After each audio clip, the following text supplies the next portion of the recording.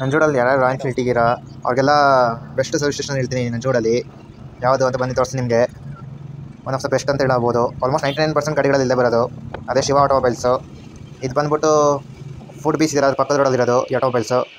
ನಾನು ಪ್ರತಿ ಸತಿ ಇಲ್ಲೇ ನನ್ನ ಗಾಡಿ ಸರ್ವಿಸ್ ಮಾಡಿಸೋದು. ಶಿವ ಆಟೋಮೊಬೈಲ್ಸ್ ಓಪನ್ ಆಗಿ ಇನ್ನೇನು 30 ಇಯರ್ಸ್ ಕಂಪ್ಲೀಟ್ ಆಯಿತು. ಬರೀ ರಾಯಲ್ ಎನ್ಫೀಲ್ಡ್ ಬುಲೆಟ್ ಅಂತ ಅಲ್ಲ, ಹಿಮಾಲಯನ್ ಆಗಿರ್ಬೋದು, ಹಂಟರ್ ಆಗಿರ್ಬೋದು, GT ಆಗಿರ್ಬೋದು, ಯಾವುದೇ ಇದೆ ಎಲ್ಲನೂ ಮಾಡ್ತಾರೆ.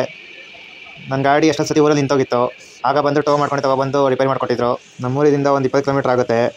ಪರವಾಗಿಲ್ಲ, ನಾವು ಬರ್ತೀವಿ, ಕರ್ಕೊಬರ್ತೀನಿ ನಾನು ಬನ್ನಿ ಅಂದ್ಬಿಟ್ಟು ಸ್ಕೂಟರ್ ತೊಗೊಂಡು ಟೋ ಮಾಡ್ಕೊಂಡು ಬಂದು ಗ್ಯಾರೇಜಲ್ಲಿ ಮಾಡಿಕೊಟ್ರು ಸರ್ವಿಸ್ ಮಾಡಿಸಿದ್ಮೇಲೆ ಗಾಡಿ ಏನು ಓಡ್ತಿತ್ತು ಅಂದರೆ ಗಾಡಿ ಹೊಸ ಥರ ಆಗೋಯ್ತು. ಆವಾಗ ಶೋರೂಮಿಂದ ಮಾಡಿದ್ದೇನೆ ಅನಿಸ್ತಿತ್ತು. ಇಲ್ಲಿ ಯೂಸ್ ಮಾಡೋ ಪ್ರಾಡಕ್ಟ್ಸು ಹಂಗೆ ಇದೆ, ಲೋ ಕ್ವಾಲಿಟಿದೆಲ್ಲ ಹಾಕಲ್ಲ.